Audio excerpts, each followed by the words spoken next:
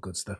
But how have we got like some of the best motorsports team in the world that can't even understand what it is to have a qualifying session that is going to be wet at some stage? Now, I understand, peddlers, I'm not going to stay long here. This is going to be a 10-15 minute one because I just don't understand. You guys are going to have to help me compute this through what McLaren and what the likes of Mercedes via George Russell have just done here, because I'm just like, I'm very, very confused. What's going on, Johan? What's going on, Biggie Boy? NASA, Humphrey, Walther, I hope you're good. Help me understand this, chaps, because I really don't understand what happens here. Table setting, qualifying. There are a couple of different types of qualifying session. Obviously, you get your Singapore where the track is evolving. You get your normal ones where, again, there's a bit of track evolution and it makes sense to be the last one around. And then you get the times when there is changeable conditions and it makes sense, like at a Monaco, like at Brazil today, it makes sense to front load your hot lap, get it in, get it out, get it, do it quickly, do it as soon as possible. Hence why I don't understand why half of these guys are around halfway around the track on their hot lap, and only just now do I see Lando Norris coming out the pits. What are we doing? McLaren, by the way, had every chance to challenge Max Verstappen on that pole, especially if they'd been the first ones around the track, as per Aston Martin cognizant. Like, what was going on? Yeah, and I'll get to Max. As always, we've got to put some praise on Max's name and respect. But I've got to curse McLaren for fumbling the bag. Listen, they've made fantastic progress over the last couple of weeks. Of course they have. They have been the most improved year on year as far as teams. Their pit stops, world record settings, 1.8 seconds. But today, from McLaren, was an absolute abomination. It pained me to see Lando Norris in the pen afterwards. He can't, on his countenance, it gives away his heartbreak. He's devastated, absolutely devastated, isn't he, Frank? He looked like he wanted to break down again, because this has been one in many as far as the opportunity that McLaren had to break their duck, and yet again they succeed in seizing defeat from the jaws of victory. What are we doing, McLaren? Is that McLaren really, or is that Mercedes last year? I can't tell the difference. They fumble the bag with equal competence. It's a joke. Unbelievable. So that happens with McLaren. This is that session. Send them out quickly. Of course, though, you get Red Bull, the balls that are red, especially in the hands of Max Verstappen. They weren't first, were they? So here was the order of them coming out the pits. And again, in a session that was always going to be rainy. Let me set the table for you guys. I've watched it back a gazillion times now because I don't want to come on here like certain other content creators who like to misstep and don't fact check. Here's what happened. You get the two Aston Martins queuing in the pit lane first, followed by the two Mercedes, and then behind them, Max Verstappen. This, remember, is the type of session around which you need to cross that line first, because the rain is coming. The rain wasn't even coming. Here's the thing. Remember, Interlagos, the track between the lakes, is a big tonking track, right? It's a massive, it's a short track to go around as far as its time length, but it's like it traverses many different landscapes. So in turn one might be cool and dry, but turn 12 per Ted Kravitz, it was raining. So that's the worst one. We've talked about it a gazillion times on this channel. If there is a set of conditions that's the most difficult to drive around, it is changeable conditions, because you don't know, especially when you're going around there first, you don't know where the grip is. You haven't got a benchmark in the person ahead. You don't know where the grip is. You don't know whether it's been raining. You're depending on the team spotters. Now, each of the team does have spotters, and that's why Ted Kravitz was able to say, even before a car had left the pits for the third qualifying session of the day, Ted Kravitz was able to say, hold on, Charles Leclerc Ferrari, you're predicting rain in 7 minutes. That's incorrect, because we've got spotters at turn 12 and they can already see rain. Hence the urgency. The teams that had their Weetabix this morning knew to get those cars out there quick. They were going to have one shot, and the quicker that you traversed the lap and got your hot lap in, the quicker that the lap was going to be. So props to Aston Martin cognizant, especially in the hand of Lance Stroll. Nailed it. Third, he deserves that. I've been one to to rap on him, to curse out Lance Stroll's name for his underperformance. Got it done. The team nailed it. They were they were 1 and 2, weren't they? Lance and Fernando. Smart. It's not all physical, man. Sometimes you need to be a bit clever, a bit crafty. This is what we call devil and guile. Get your guys out there and get them to complete the lap as quickly as possible, because they're going to get one bite at this. After that, it's going to be rainy. Don't even bother to send them out. Aston Martin were 1 and 2. Mercedes, props for once. 3 and 4. Lewis and George were ready to take advantage, and I don't hate that. Again, I've been very slanderous, defaming about that black car and that team. I don't like the way they moved their pit stops 3.4, 3.6 seconds a couple of races back. They've been rubbish strategically, but they got this one right. All they needed, of course, was for King George Russell of Kingsley, Norfolk, and Sir Lewis Carl Davidson Hamilton of Stevenage to go and put in a bloody lap. And that's where it gets techie, because these guys didn't do it. They didn't put the lap in, did they?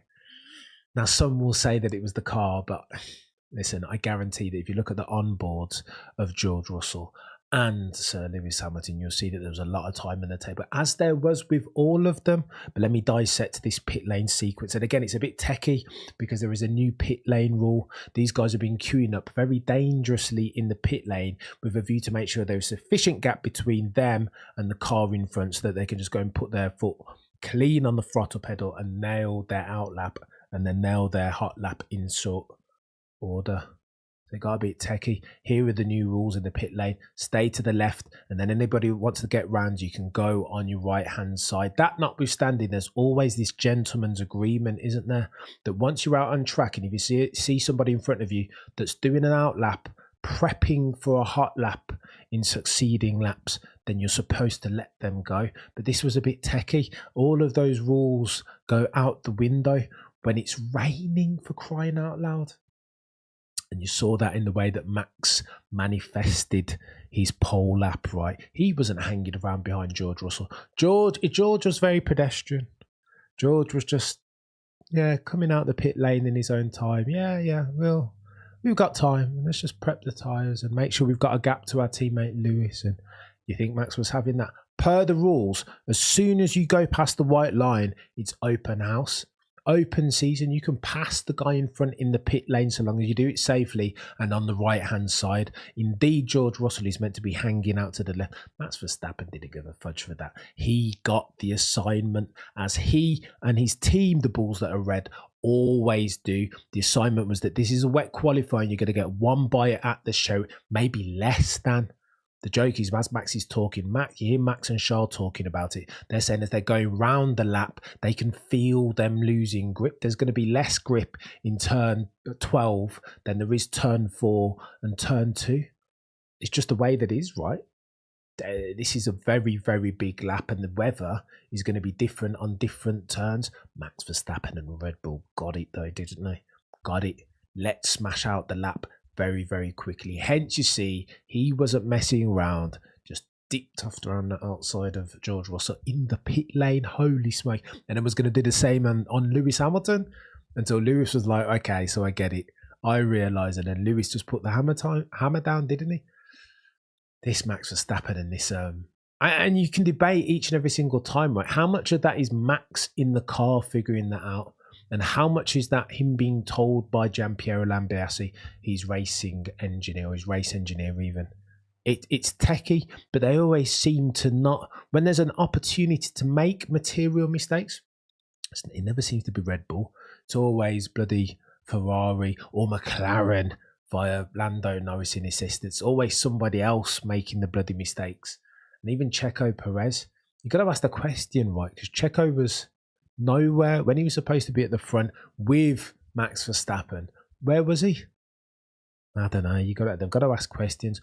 Any one of those drivers and teams that ended up like in P9 or wherever Carlos Sainz was, I've got to ask questions. And I say that to say, I just listened to Carlos Sainz. He was asked, was there more time on the table? He says, of course. If you look down the grid, and we'll go down the qualifying results ultimately. Basically, everyone qualified pretty much in the order that they came out of the pits in. Tells you all you need to know. Your speed on that hot lap at Brazil in Q3 was a function of how quickly you were able to get it together and come out the pits. Hence why you saw Max in such a bloody hurry. Urgency was the order of the day. FFS. But I digress. And then you talk about laps. Let's talk about Max Verstappen's lap. It wasn't Suzuka. Max Verstappen's lap was not. This wasn't Monaco Sector 3 or Jeddah Sector 1 and Sector 2 2021. It wasn't perfect lap. It wasn't the time. This was all about getting in the least worst lap that you could, because the conditions were changing. Nobody knew where the grip was on any given turn. And especially as you get from turn 1 to turn 12, it's going to be a different, completely game-changing set of weather. Like, it's different. Ted said it. Despite Scuderia Ferrari advising Charles Leclerc, giving him the wrong advice that rain is coming in 7 minutes, the correct advice per Ted Kravitz, rain is already here, chap. Be careful as you get into the latter stage of the track. Turn 12, rain is already here. So as you're going through, turn 1 to 4 might be cool, but as you get through Sector 2, heading into Sector 3, the latter stage of Sector 2, you might have an issue, mate. There could be reduced grip on the track via rain, and this is what they weren't. It's interesting to see how these teams are operating. Right, Ferrari giving Charles Leclerc the wrong information. You see Charles Leclerc try and deep dive it afterwards. He's confused. He's like, okay, so my visor wasn't. There was no raindrops on my visor, but there was no grip. Well, that's because it's changeable conditions, Charles. The rain had come and gone before you even got to the bloody turn. So you're driving on it and you haven't got any grip because the track is rain affected, but you're gauging it because you haven't got any rain droplets on your visor. Well, the rain had arrived before you did. So that's why there was no grip, mate. It's techie. Max Verstappen was able to navigate that circumstance best of those front runners, as you would expect, because this guy, Martin Brundle, got on his internal gyroscope bag, started talking about the ability to. Lewis had that massive oversteer that he had to correct. Martin, being the commentator that he is, god tier levels, especially when he's talking in these terms, started speaking about the internal gyroscope requisite to correct for these massive oversteer instances, to feel where the grip is in changeable circumstances. And Max Verstappen, just like Lewis Hamilton and like Alonso, probably a little bit less than those two aforementioned, they have that internal gyroscope to measure for where the grip is, to just find it, like Senna did. Senna would always find the grip. I'll never forget, Pedlers, Suzuka 2022, when Max Verstappen in the first lap, go and watch this year, like the track was basically flooded. Max Verstappen qualifies on second. Charles Leclerc is on pole. I was like, listen, there's no way that Max is going to put one around the outside of Charles Leclerc into turn 1 with a fuel tank of fuel. And that's exactly what he goes and does.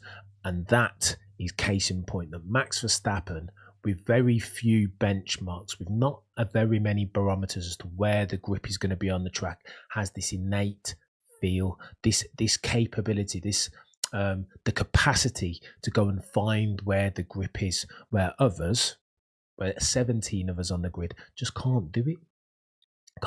Hence he goes and puts one of those laps in. Go back and listen to the Max Verstappen the radio messages, because he was fuming. If you look at the onboard, it wasn't a Suzuki, it wasn't a perfect lap, but again, get the assignment, understand the modus operandi. This was to get a lap in, not the best lap that you've ever seen, not Senna in 88 or any of the great laps, Donington. It wasn't going to be perfect. The least worst lap possible, because you were going to get one bite at the cherry, and after that it was gonzo. Max Verstappen got the assignment, and despite in his mind thinking that this was a rubbish lap, he's cursing. He's coming over the start finish line and he's cursing, isn't he? He's like, there's no grip. He's fuming. I can't get the grip. He's blaming the car setup. GP comes over, cool head, as per usual, always prevails in that interaction between Max Verstappen and his race engineer. Chill out, Max. Everybody's having the same problem. It's raining and they're having it worse than you. Oh, and by the way, Max, says GP, that's P1. To which Max responds, That's shocking. What, nobody managed to get a better lap in than me? And the reason why Max is talking like that, check out his onboard. You can see he's just missing apexes left, right and centre because it's understeery and he's trying his damnedest to keep the car on track more than going fast. And again, I go to my opening stanza, the least worst lap. This isn't the time to be super flary and get your Charles Leclerc sexy steering inputs. It's not that time. Your least worst lap, because the first over the line most of the time is going to be the quickest one. And you see that if you ultimately look at the qualifying results, you guys will see that basically the first past the post was the winner. Aston Martin shouldn't have been there. Everybody's saying that yeah, this is proof positive that they're coming. No. All that this is proof positive of is that they were first and second out the pits. They got to do their hot laps on the track that was grippiest. Lando Norris via McLaren waited, chilled out. I mean, Aston Martin and Fernando Alonso and bloody Lance Stroll are halfway around the track on their outlap, and Lando Norris hasn't even left his garage yet. What is that? And I think that's a shame. I will be honest, peddlers, I think that's a shame because I think we were in a race. We were in for a competitive race on Sunday had McLaren not fumbled the bag. And then you get Oscar Piastri. Again, because they waited so bloody long, they're going out on a track that they assume per Q2 is in the same condition, right? Because there's no rain, they're told. Well, Ted Kravitz told you already, the rain is happening on different parts of the track. Get better spotters, McLaren, Ferrari, because that's not good enough. You're doing your drivers. Imagine Lando and Oscar Piastri watching that back, and they can hear that Ted Kravitz, the bloody broadcaster, the Ted's Notebook guy, the geeky bud on Sky Sports F1, bless him. If he knows, then why aren't these guys getting this information? And if they do have the information, why aren't they acting on it?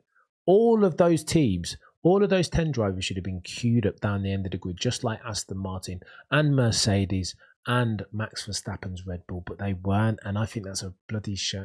It's incompetence. It's incompetence, and it's a failure to act in a fashion that's agile. You need to be nimble. We're an F1 team, for God's sake. Oscar turned on, oh my gosh, lawnmower mode. Yeah, it was chaos. But again, I don't hate. Listen, Oscar's still a rookie. I'm not gonna condemn him to death for a couple of mistakes over the past couple of Grand Prix, not least because his performance over the course of the season has been incredible. To be a 10th or 2 off of Lando Norris in qualifying trim on average is ridiculous. I'll say that for a rookie who, by the way, should be falling foul of a bit of ring rust, right? I mean, he's been on the bench for 24 months practically. He's come in and he's hit the ground running. It is hard to be an F1 driver, particularly in your rookie season, and Oscar Piastri, up until the last couple of Grand Prix, has been making it look fairly easy against a generational talent on the opposite side of the garage in Lando Norris. And I don't hate that. He's fallen foul at that turn of change, because he didn't expect the grip to just go away from him like that.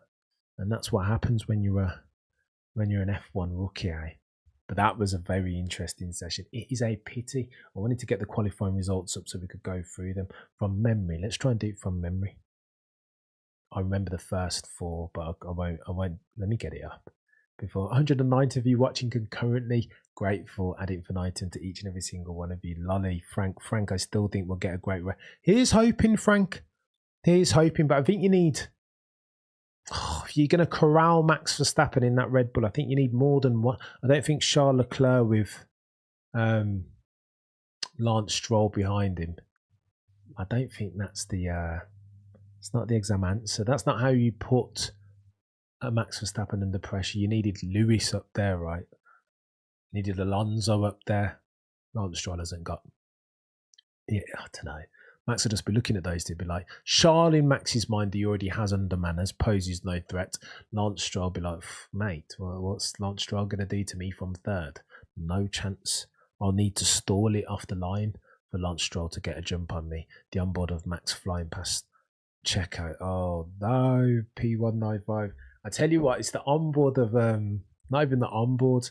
It's the picture of Max overtaking George. Just shows you the bloody urgency. He got the flipping assignment.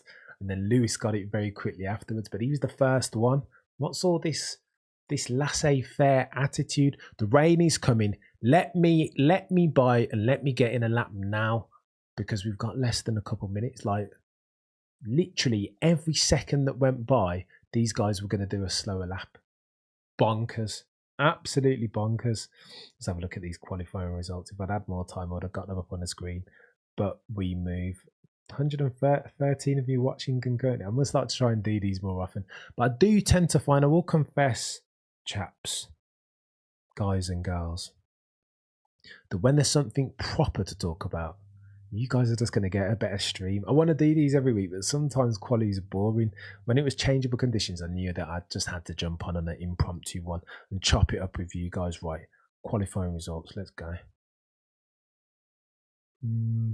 All right, so Max, Charles. So Charles was out there quite early. I feel like Charles was behind. Maybe he was in front of Max. I know that the two Aston Martins were first and second. So it was Max, Charles, Lance Stroll, Alonso, Lewis. There you go. They are pretty much in rank order, aren't they? Lewis, George, Lando, Carlos Sainz Jr. So Carlos is saying, yeah, so that's Carlos's. Carlos said that he came out of the pits in 8th and he qualified in 8th. Similarly, behind him was Checo Perez, and he qualified in 9th. So it's one of these linear ones. The rate at which the track was losing grip because of the rain that came very quickly was very linear. Hence why Carlos made that assertion. And I love that Carlos knows that so very quickly after qualifying. And that speaks to exactly how cerebral that chap is in that car. I think it's a shame that he didn't see that coming, though. I would have expected better from Carlos Sainz Jr. So I don't want to say he's a strategic genius, but he's assertive, and his ability to read a session in real time, his levels, I'd put him as like one of the best two, probably the top guy in the grid in that sense. Very, very crafty and smart is Carlos Sainz Jr. Hence why I'm surprised that he left the pit lane so bloody late. Otherwise, teammate Charles Leclerc on the opposite side of the garage was there. He was sat there waiting. He was ready to go, right? One of the first couple. Oh, it's Techie. Cameron, glad to see you. Up doesn't mean it won't. Oh, gosh. Patrick, here's hoping, man. I hope it'll be a good session, but we'll see tomorrow, eh? But Alonso Hamilton have history. Yeah, that is a good shout, Johan. They do like a cheeky collision. They don't like each other. D. Scott. Lewis was in front of Verstappen, and Verstappen beat him as the track got worse. There is your answer to Verstappen versus... Well, oh, come on, D. Scott. We're going to descend it into Lewis versus Verstappen on the back of a changeable condition Q3 with Lewis in diminished machinery. Is that an apples versus apples comparison? D. Scott. There were no conclusions to be taken from that session other than Max is very, very crafty. Aston Martin nailed it. McLaren were the biggest losers because they dropped the bag. I feel like Lando in that papaya car had every opportunity to, at the very least, challenge Max Verstappen, particularly if he'd been smart enough to get out even before the Aston Martins. If Lando Norris had been first on that track, I would put a lot of money on that chap having qualified in pole. And that's sad. That is sad. I haven't heard about the George Penn. Oh, yeah, he was a bit slow in the pit lane, wasn't he? So just to the pit lane thing, I've covered it already, but we'll rehash. The new pit lane rules on the back of the very perilous activities of drivers in previous Grand Prix around Quali, stacking it, being super slow in the pit. It's dangerous, right? Because the pit lane is inherently narrow. So when you see these guys basically stop, come to a dead halt in the pit lane, it's dangerous because one of these guys could be jet setting, and then you have yourself a massive accident. So the new rule, I am told via Karun Chandak of Sky Sports F1, is if you're trying to manage the distance, and again, this is all born of trying to get a decent position on track, right? Trying to manage the position or manage the distance, in fact, between yourself and the guy in front, so that when come time, so that you can manage the temps and get the tires to the optimal temperature window on your outlap. And also, by the time you hit the start-finish straight and embark upon your hot lap in earnest, you've got sufficient distance between yourself and the person in front to where it doesn't hinder your quali. That's why all that's come about. But the rule on the back of the pit lane shenanigans over the past couple of races, the new rule is that if you're chilling out, if you're going excessively slow in the pit lane with a view to manage the distance between you and somebody in front, optimize your track position, then you need to pull to the left so that Max Verstappen, if he wants to get a move on because he knows that rain is coming and wants to hurry up and set his hot lap, the best hot lap that he can just spoon around you on the right hand side. And that's what happened between Max and George. I don't know why George was going so slow. No, you do know, Cameron, that's a lie. He was going slow because he was prioritizing track position over time. This was a time trial, in essence. You needed to get your outlap done as quickly as possible without sabotaging, jeopardizing your tyre temps, and then get that hot lap in. I don't know why George didn't get that memo. Maybe he was getting the same information. I think they all used the same sat nav, to be fair, for weather, and maybe he was getting the same information that they were giving to Charles Leclerc. The rain was 7 minutes away. 7 minutes is plenty time enough to get a very pedestrian outlap in and then a rapid hot lap, right? That's 3-4 minutes. Today we're hoping that George probably thought that he had enough time to get in a decent outlap and then nail a hot lap, hence why he was going so slow. Max didn't want to take the bloody risk, nor did the Aston Martins. They had different information and probably had spotters all around the track who were telling them, hold on, you see the dark grey clouds, we're seeing rain on the track in real time. Need to get moving. Oh, Nando's. NASA, don't do it, mate. I could definitely do some of that. Yeah, Patrick, I had to, listen, mate, I had to... I deserve to be kept on my toes. Let me read out some of your comments and I'm going to run away because I want to avoid getting and divorce. I don't know about the George penalty, but potentially it looked a bit dicey. I will say that. Got to pull to the left now, George, and I don't think he had. Although the pit lane in Interlagos is very contoured and very winding and narrow, isn't it? I don't know. I have a feeling if the FI have had their Weetabix this morning, that they might turn a blind eye to that. If not just because it's a brand new rule, no precedent set. Plus, I mean, it's an anomalous circumstance of a qualifying session. I don't think they're penalising, and I don't think George. To be fair to George Russell, first of his name from Kingsley, Norfolk, I don't think he was that egregious. I don't think his impeding Max was. It wasn't the worst thing in the world that I've ever seen. Max ultimately was able to get around him very quickly, which I suppose is the argument that George Russell will be making. Right, Michael Lewis hasn't had a bad qualifier, but not a great one. So, Michael, this is the problem. I desperately wanted to see Lewis's onboard. I don't think anybody this isn't, I'll state it again for the avoidance of doubt, this isn't, as far as Max Verstappen's qualifying lap, this isn't Suzuka. It wasn't a perfect lap, but that wasn't the MO. The mantra was to get the least worst lap in, because it had to be done, and then you weren't going to get a second bite at this cherry. Hence why you heard Max Verstappen coming over the radio talking to GP and saying, oh my God, this lap is rubbish. I've got no grip. GP surprised him as his race engineer when he said, listen, mate, you put it on P1. What are you talking about? Max was like, that's SH1T. That's shocking. How? Because the lap was bad.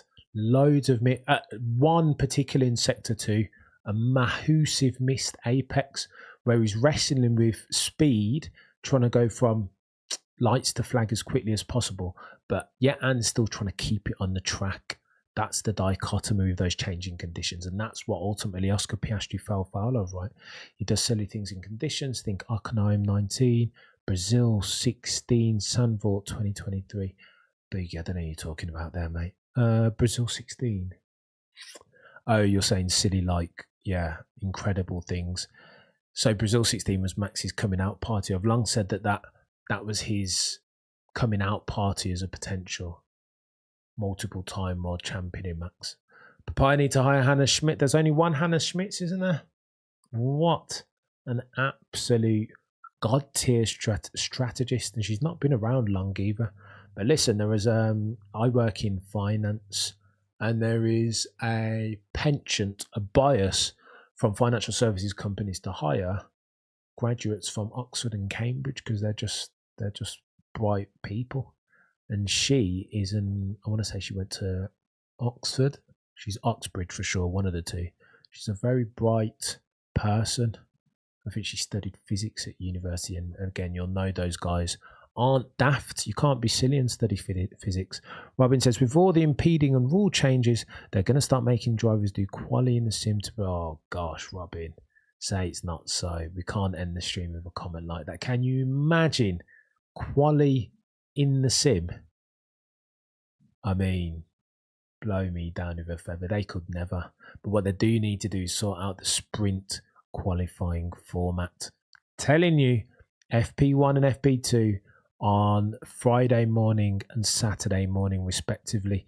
After FP1, you get the reverse grid race, and the reverse grid is per the World Drivers' Championship standing. Boom, done. FP2 the morning of Saturday, and then you get proper qualifying as it is on the Saturday afternoon. Done. FIA, you are welcome. Get that check in the post. Michael, Nando may be above Lewis and Joe. Michael, maybe you're right, Biggie Boy. That's picking the answer. Cam, we get your predictions. But chaps, I will say about I can't see past Max Verstappen. And again, for the avoidance of doubt, I think the weather forecast for Saturday and Sunday is, I don't think they're expecting rain. And at this point, you can't even if we're a different driver on pole, not named Max Verstappen, you'd say, bring on the rain, and then you get a switch up. But if it's rain and changeable conditions, you just seen what the dude's capable of. Like, it was his own benchmark. I don't think you could even see the Aston Martin in front of him, so far were they down the road. Like, this chap has no soft underbelly. It's just no weakness in the chap at the moment. So, to your point about predictions, I would go Max Verstappen. The Mercedes guys are out of place, aren't they? And Lewis does love it around there. So my original prediction was Max, Lewis, Nando for your top three. I'm not sure even with that. Okay, so Nando might struggle to get around George Russell, won't he? Okay, here's my prediction then. I don't think I'll change that. Oh, Charles Leclerc's up there. Here we go then. Max, I'm going top three. I know you've asked for a top five, but I'll just do top three. Top three, Max, Lewis, and Charles. If only because I see that Charles will potentially fall foul of that tyre eater of an SF23. Scuderia Ferrari. Always. Frank, you're a legend, sir. Listen, I'm glad that you guys are enjoying these. I'm going to start to try and do them more often. But again, sometimes you don't have anything to talk about. I just don't want to come on here to just come on here and talk. Today, I thought the strategy of that Q3 session was so juicy. I just had to come on and talk to you guys about it, man. It was chaos. Well, I also heard it wasn't Moses that parted the Red Sea. It was Max Verstappen. These are all facts. Bloody Nora Will.i.am. Are we going to get into that? Go on then, I got 10 minutes. We'll go another 10 minutes and you guys can chat along amongst yourselves, and I'll pick out the latest and greatest chats. All right, so what Will's referring to there is that nobody defends Max Verstappen. I think a lot of people have said that Lando, him being friends with Max Verstappen, comes before his willingness to defend him. There is a certain reverence that some of these guys have with Max Verstappen, but he's kind of earned that reputation for himself, right?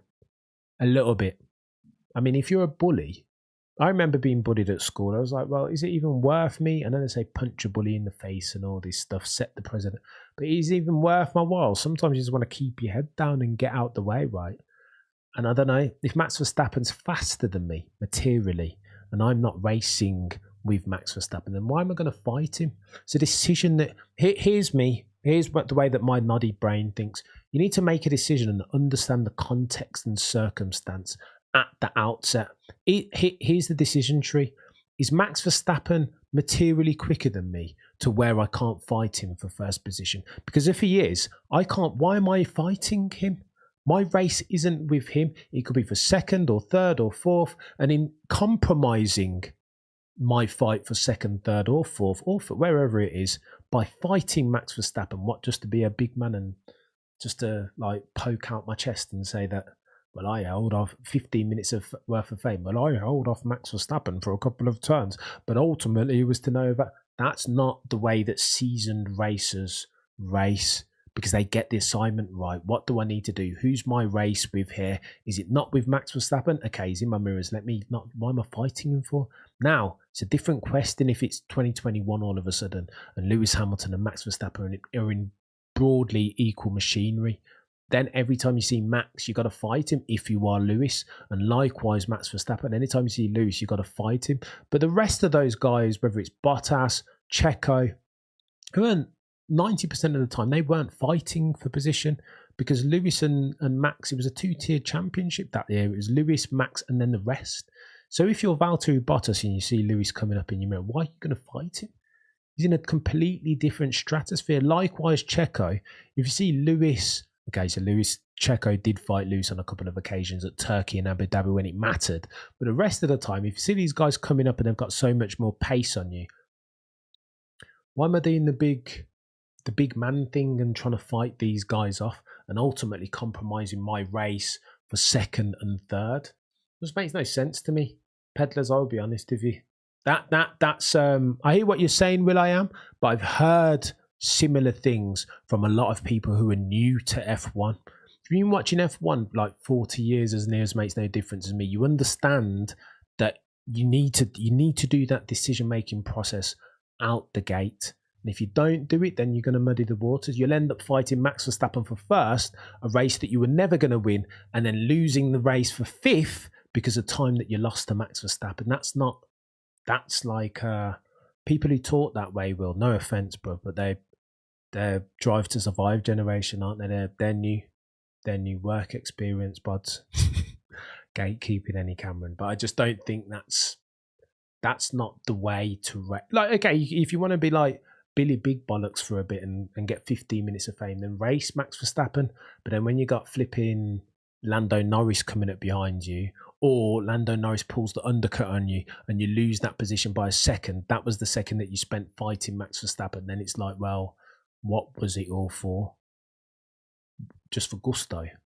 Oh, are we racing for gusto here? Are we racing for position? Ultimately, I'm reminded of the Fangio mantra. What you want to do is win the race using the least resource possible, right? You don't want to gallop off down the road and win a race by 60 seconds because you've taken the tax on the car is more than necessary. That's not smart driving. Likewise, fighting Max Verstappen for no reason is just like, why am I fighting Max if that's not my race? If I've got pace and can fight him truly, then let's fight. But if Max Verstappen has like 0.3 on me per lap, no brainer. But I've heard people say that before, will.i.am, and I just think it's I don't want to do the gatekeeping thing, but it's very easily debunked by a bit of wheel knowledge. Johan guess, Michael, at least we use alternative tyre allocation for sprint quality. This is true. And but you know what, Michael? It's different, but I don't even... I'm old, Michael. I'd just rather they used... Anyway, let me not even get on tyre allocation. D Scott, fantastically entertaining FB3, shows why RB's first. Great driver, great car, great strategy, great entertaining. D Scott, I appreciate you, man. I'd like to get into my bag with you guys, and especially, you know what, shout out to Martin Brundle here, because there were a couple of times when Crofty just passed the mic to Martin to voice over some onboards. Max's was one. I was like, when Martin is just talking about driving. See, a lot of people come into F1 different ways. I'm here for driving. I'm not here for like any one particular driver. I'm here to see the best drivers in the world drive the quickest cars with a particular focus. If this was my thesis, I'm on about driving, braking, getting on the loud pedal as quickly as possible, straight lining these turns as much as possible. The physics of driving, that's what I've always been interested in, courtesy of a Microprose, a game back in the day on the Atari called Microprose Grand Prix. There's a massive thick, I'll show it to you one of these days, I've still got it here in the house somewhere, massive thick manual talking about the mechanics of overtaking, all things F1. It was brilliant. That should come with a Drive to Survive, a Netflix subscription.